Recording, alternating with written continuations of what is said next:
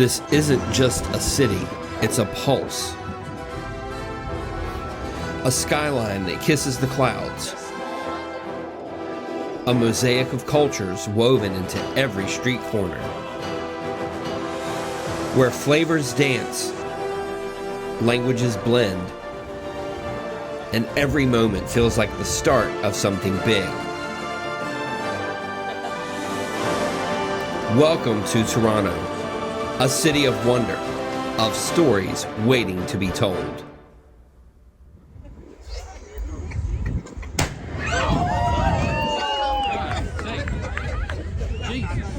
Planning a quick trip to a new city, but not sure what to see, where to go, or how to fit it all in? Yeah, us too sometimes. But we found a simple, stress-free solution that works every time.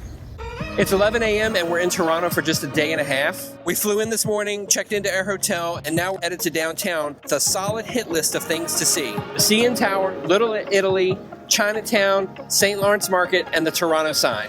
But we're not walking 10 miles to go see all that. Instead, we found a quick and easy way to get a feel for the city and knock out the biggest sights without wasting time. It's a hop-on, hop-off bus tour. The hop-on, hop-off bus! Yay! These tours run in all major cities all over the world. Picture 4 to 5 buses looping around key landmarks. You hop off when something grabs your interest and hop back on when you're ready to move on. We've done this in places like Greece, Boston, Key West, and even Sydney. Metallica concert. The hop-on, hop-off bus tour is efficient, flexible, and it's surprisingly fun. You get local commentary, a great view from the open-air top deck, and a real sense of the city's layout. Toronto's version is perfect. It runs right through downtown near all the spots we want to hit. And with a 24-hour ticket, we can ride part of it today and pick it up again tomorrow. And we can also, the TTC, we can also ride those. That's a Presto ticket for $13.50 for the day, and you get to ride all of TTC services, buses, trams, subway. So the public transit system here in Toronto is perfect. You don't need a car. But first on our list, let's kick things off with a classic, the CN Tower. We begin at one of Toronto's most iconic landmarks. The CN Tower rises 1,815 feet, once the tallest freestanding structure in the world. Okay guys, so we just got in, we got our little photo taken, and now we're gonna take the very long elevator ride up to the top. Hello. Hello there. Watch your step. Great, thank you. The Burj Khalifa in Dubai is now the tallest building on the planet. The 335-foot steel antenna at the very top not only broadcasts more than 30 Toronto television and FM radio signals, but also a cell tower.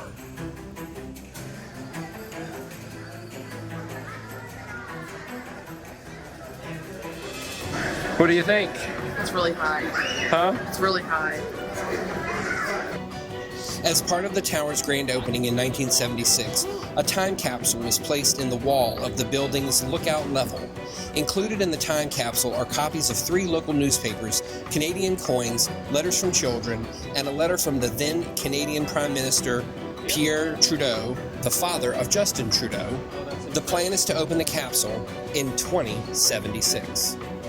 Situated 113 stories above ground, this floor is tested every year, and it can withstand the weight of 35 moose.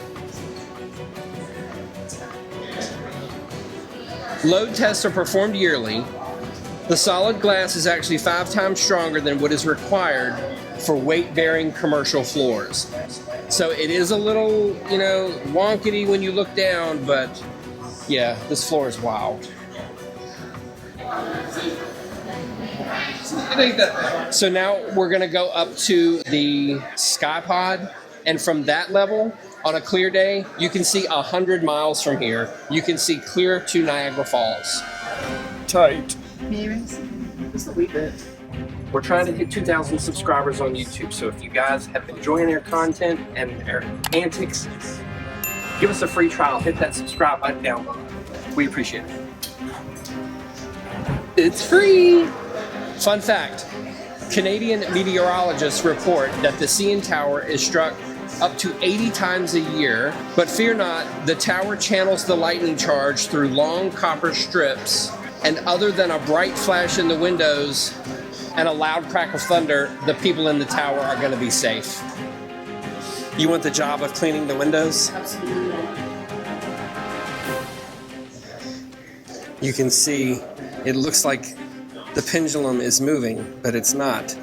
It's the building, and this is moving way more than it was last time we were here. So we're now at the top of the CN Tower. If you're daring enough, you can lean back hands-free over Toronto.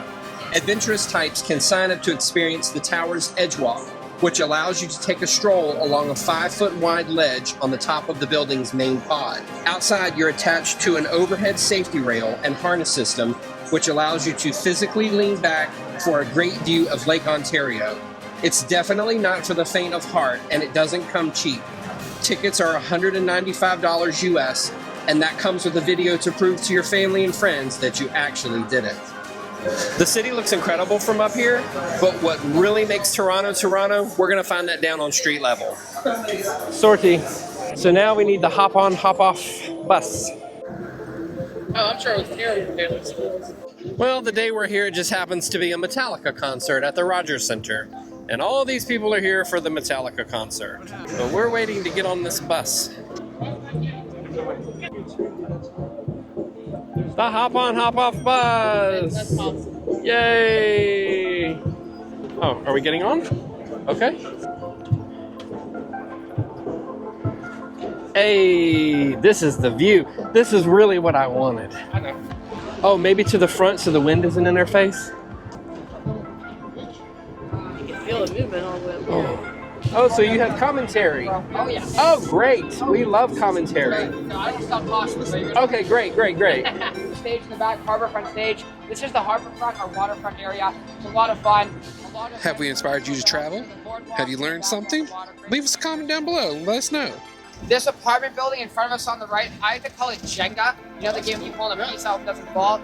Or if you want to think more creatively, it's a bunch of poorly stacked pizza boxes. So in front of us on the right, coming up, is the St. Lawrence Market, one of the top 12 ranked food markets in the entire world. Look at the baby waving back here. It's fish, meat, vegetables, you name it, they got it. It's actually pretty good pricing too. The building on the left across the street is St. Lawrence Market North. They opened that up last week for the first time. Many hours later. So if you're visiting Toronto, you have to come to the Toronto sign when it's not under maintenance. Wah, wah. The water's been drained. It's not lit up. But if you are visiting Toronto, seriously, this is the photo spot. And Aaron, if you pan and show there's a second layer up there, and that's really the spot because you can get up there and get that good view. There's always something happening here. But to really taste the heartbeat of the city, we need to follow the scent of something. Something delicious. Let's go find some food. Can I get a large, double, extra hot, dark roast? We don't have Tim Hortons. We love Tim Hortons. So basic. We need more Tim Hortons in the United States, Mr. Horton.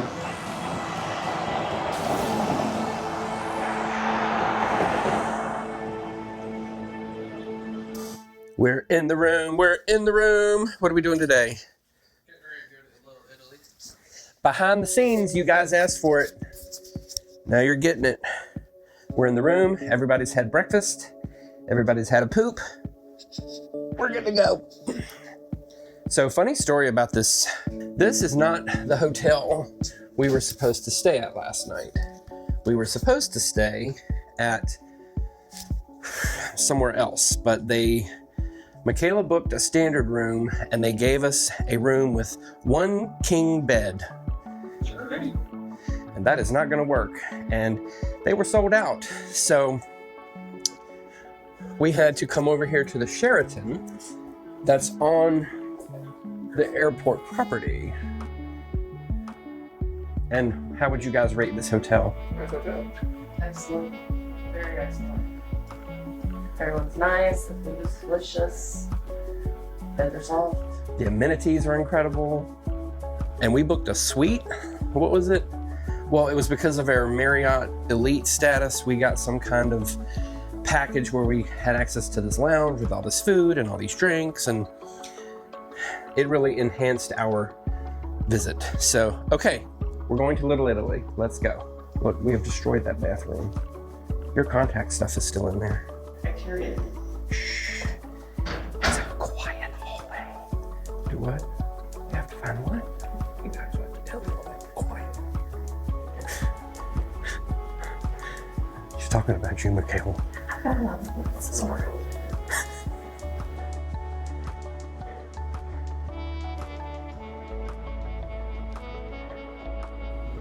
Second floor, going down. Sorry, excuse me.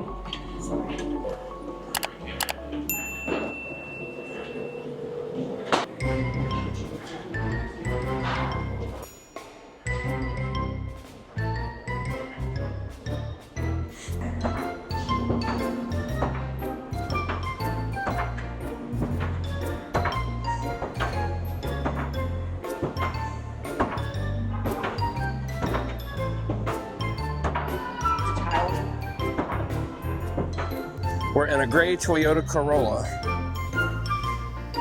It's C24. Ride pickup. Caw-caw.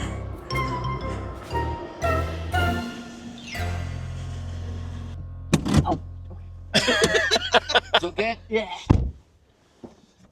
Yeah, sure enough. I didn't bring a battery, but I have the extension in here, so.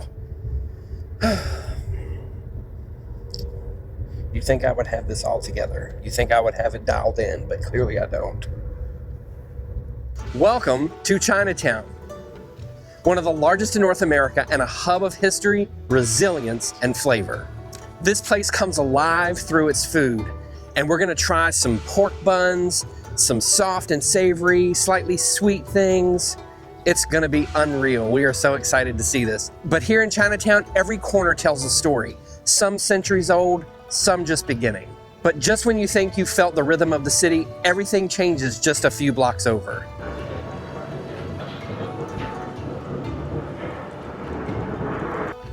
Okay, so we're here to get some food, but first we need to clean our paws, and the battery is low on the Osmo. Where is my extra battery? A shout out to Nutsack, the Sling Plus. You guys, will leave a link in the description below. This is like the perfect day bag, sling bag. We love this thing. All these products from Nutsack. We'll leave a link in the description below. We did a partnership with those guys, and we're loving their stuff so far, so check them out. That Sea to Summit stuff is really good. We really like their sanitizer smells good. They have some little shampoos and some lotions. You can find it at most sportsy stores, but we found they have really good travel stuff, and it doesn't leak. That's the main thing.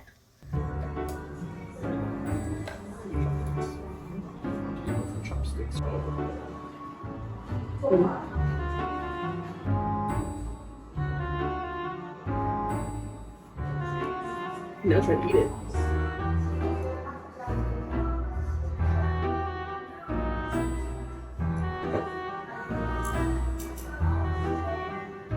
You're so American.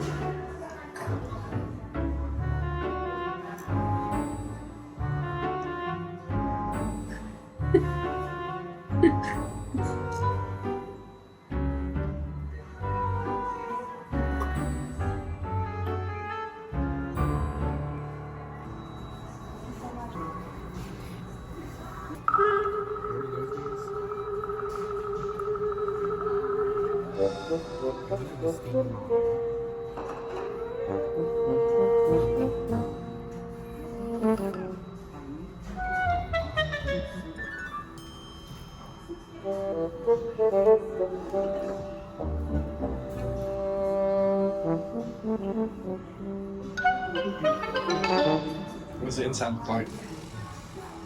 Oh,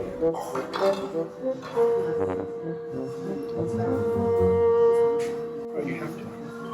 Oh, no. this is probably a hot gas right here. You see all that oil? Oh, it smells good. Take it with that.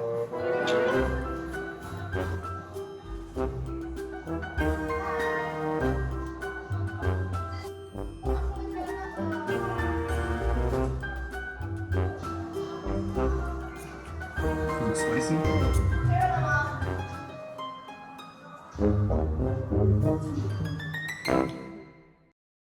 If Chinatown is the city's wild side, then Little Italy is its soul.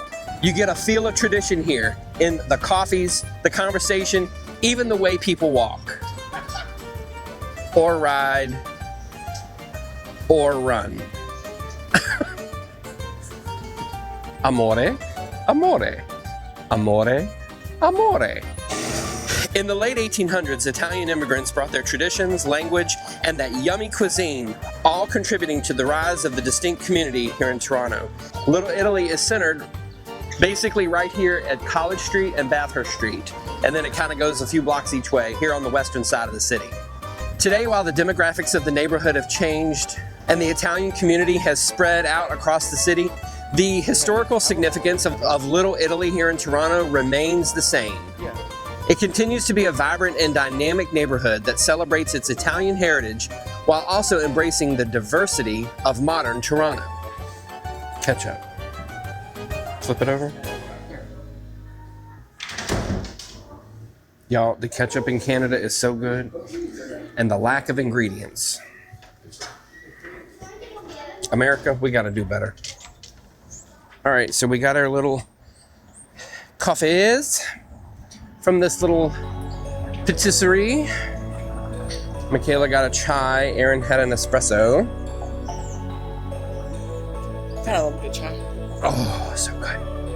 Okay, but we're not done yet. There's one last spot we want to show you, and it's partly because of the Italian-Canadian artists, writers, and musicians that emerged from this neighborhood to leave a lasting impact on Toronto's cultural landscape. So Toronto isn't just about big names and busy streets. It's also about hidden corners that feel like little secrets. We're on Rush Lane, just south of Queens Boulevard, I believe. Queens West, yes. Better known as Graffiti Alley. Spadina intersection's like really close to here. But look, it's a whole alley full of graffiti. And this has become the home to a swath of some of the most vibrant graffiti art in Toronto. While Graffiti Alley may be one of Toronto's most beloved attractions, street art wasn't always accepted. The issue came down to the street art versus vandalism, with the lines blurred in the eyes of city officials. The current view is one of more open acceptance of street art having the power to beautify a neighborhood. Graffiti Alley is a prime example of just how engaging street art can be. The groups of people holding up their phones to take photos and videos of the long stretch of murals and quirky characters that seem to leap off the walls in Graffiti Alley is proof of that. Oh gosh, look at that. Oh wow, that's cool. Okay, so I forgot to record an outro. But looking back at all of the neighborhoods we explored in Toronto, each one felt like a different city. And that's the real magic. 5 neighborhoods, 1 city, and infinite stories to tell. Oh, and of course, we barely scratched the surface on everything that there is to do in Toronto. We'll leave a link in the description below to the first time we visited Toronto, and we did that ship tour on the Kajama that went out into the lake there and shot off the cannon. It was great. But the next time you see us, we are going to be in Italy. There is a lot going on in Italy with the Holy Jubilee, the Pope. Conclave starts the day we get there, and we have a jam-packed schedule. So real quick, what you have to look forward to is we're flying Raleigh to New York, then we have to transverse from LaGuardia to JFK, then fly to Rome. We're in Rome for 2 days, then we take a high-speed train to Venice. We're in Venice for 2 days. Then we travel up over the Swiss Alps in northern Italy to Malcesine, and that's on Lake Garda. My Italian isn't great, so Castello di Malcesine. It's a castle on Lake Garda. And then we are ending in Milan, and Malpensa. We're going to spend a day in Milan, and then we're flying out of Malpensa back to JFK.